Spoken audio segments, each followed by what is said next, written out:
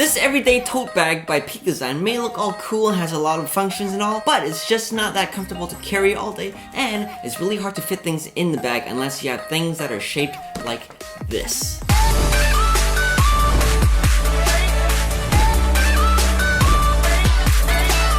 What's up friends, it's Mike again, and welcome back to another tech review where I find awesome things to simplify your life. So I've been using this bag for the past year, and I'm gonna save you time by telling you all the things that I hate about it, all the things I love about it, and what you can actually fit inside, so that you get a balanced review to see if this is in fact the right bag for you. So this review is meant to give you the best sides of both arguments. Most people only watch the first part of the video and start hating on it, but I'd really suggest you watch the whole video to get a good perspective of this tote bag. And if the video has helped you in any way at all, please remember to like and subscribe, and without further ado, let's get right into it. The first thing I really hate about this bag is that the straps are not comfortable. If you have a lot of stuff in your bag, this strap actually digs into your shoulder, so it's not that comfortable, and after like 10 minutes of wearing, you're gonna have to switch shoulders like this and keep alternating them to kind of have a balanced, I was gonna say balanced comfort, but never mind, it's not comfortable. The other annoying thing is that the strap always falls off. I didn't even try there. I kind of have to use my elbow and stick it in here for the bag to kind of not do that. But if you're trying to hold the bag while you're walking around, it tends to slip off like that. And maybe this applies to all tote bags, but it's just kind of annoying. And the other thing is that I really think that this bag needs handles. When you're sitting in the car, I always have to hold it like this, or grab it by its magnetic closure over here and lift it like this. If you had a handle like this on the everyday backpack where you can just take off, these handles are very premium, very soft. It has a lot more padding than the straps on the tote bag, so I don't know why they cheaped out there. So if they could have added handles here, that would have been great. And the last thing is that you can actually utilize the straps here to transform the tote bag into a backpack by just pulling the straps here and then putting it on the side here, and boom, you have a backpack. And gotta wait for the table to go down. As you see, it's kind of awkward. It's very small, it only fits the upper part of your back, and if you lengthen it even more, it does go further down into your back, but you will see this gap over here. It's really not comfortable for your back. And the thing is that if you tighten it back up so that it fits your entire back, which is really difficult by the way, because it's a buckle that's really hard to adjust while you're wearing it. So I'll just take it off first. So now that it's shorter, it's back to what it was before, but the thing is that when it's this short, it's really hard to take off and on. Well, it's harder when there's things in it, but you get the point. So although it's a really cool way to transform it into a backpack, it's just not that practical and comfortable. I think this function serves a better purpose, which is this. If you practice yoga or have like anything this size, it's really useful to put it through here, like so. After putting the mat in, you just lift the bag and it acts as a harness to hold your yoga mat. It's pretty cool, although it's not that secure, because this is the only way to hold it. Because remember the annoying thing I mentioned? This is what's gonna happen if the strap falls off. It will fall like this. And it's not that bad because it kind of have stops over here from preventing it to fall off entirely, but still, it's just a...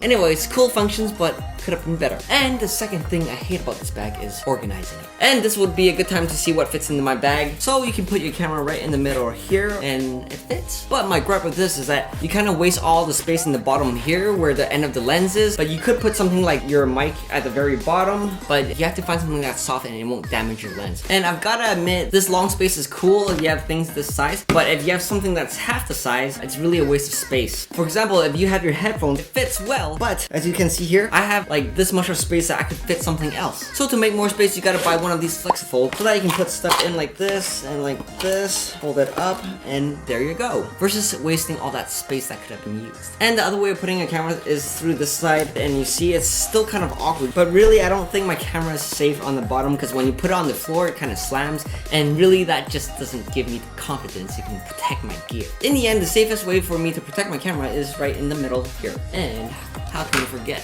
the laptop and notebook, and maybe the iPad as well.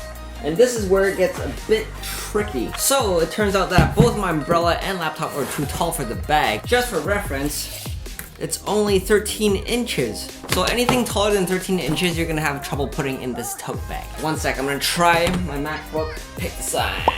So yes, I really like their stickers. But again, this isn't a sponsored video. My MacBook Pro 13-inch fits perfectly. The final result looks something like this. And yes, this is a very interesting light. And as you can see in here, this is the part that I don't like. Unless you find something that fits right down in the middle, you're gonna waste a lot of space. So I think it's important to know that I couldn't fit my lenses in as well, but I can certainly switch things up and switch them in. But I just don't feel that my lenses will be well protected because there's just not enough padding, especially on the bottom, because when you drop it on the floor, it does make quite an impact. I just don't feel there's enough padding on the sides as well to keep it from juggling, and yeah. And you're only able to fit either a notebook or an iPad. If you do want to hold books, you do have to take out one of the flexifolds on the side so that you can fit things of this size in this compartment of the bag. But then you would lose the best placement of your camera. So it's either one and it's a bad trade-off. Unless you have a compact camera that you can put on the sides over here. That's just about everything that I hate about the bag. So let's go into the reasons why you would love the bag. So the first and most obvious thing is the look, design, and build quality. And yes, the reason why I bought this at first is because it looks amazing. This is one of the best tote bags I've ever seen in my life. Everything here is made with premium materials. You got aluminum hardware everywhere and that really nice nylon strap. And the outer layer is very water resistant. It's made of their 400D nylon. And the very important part that I love about the bag is this durable side right on the bottom. It's made with the same material on the bottom of the everyday backpack as well. And man, I don't know what this is called, but it's very, very durable. So I'm not worried about putting them on the floor, on the ground, on the dirt. I'm not worried about it getting messy, damaged, or anything like that. Because of the material, I just wipe it with a wet nap and boom, it is clean. So there's no question about it. This bag is gonna last you a long, long time. Anyways, as I was packing it and unpacking the bag, you kind of saw how easy it was to access everything. And just to go over everything really quickly, you have this magnetic feature which is really easy to access your stuff. And if you wanted to securely close it, you have this latch over here which latches over this nylon part and it's very secure because when I do this, nothing is gonna fall out. We should try it without the latch as well, just to see how it is, because it does open pretty easily. But here's one for you guys. Oh, no, that's not working. So you gotta have the latch on if you want your things to not fall out. And how can we forget the last thing is these zippers. They are very tough, very durable. This is seriously the best part of the bag. Oh yeah. I just think that this bag is really good for commuting where you're taking it on and off, but not necessarily carrying the whole day. And if Peak Design only added more comfortable straps, maybe a handle here, and added more flexifolds so you can compartmentalize and organize your things better, I think this would be a really, really good tote bag. But for now, it's just not comfortable for me, and it's one of those things I kind of regret getting. What do you guys think of the bag? Do you think this will fit everything for your needs? Do you have any questions of what else I can fit in the bag? Because I literally respond to all my comments and I'd love to help you out. Because if I can help you avoid buyer's remorse, I did my job well. So yes, this is my last Peak Design bag to review, and I really do hope that I've helped you find the right Peak Design bag for you. But this is not the end of the bag reviews, because I still got these two bad boys to review next. So remember to like and subscribe and turn the bell on to get the latest updates. And that's it for now, guys. We'll see you in the next video. Bye!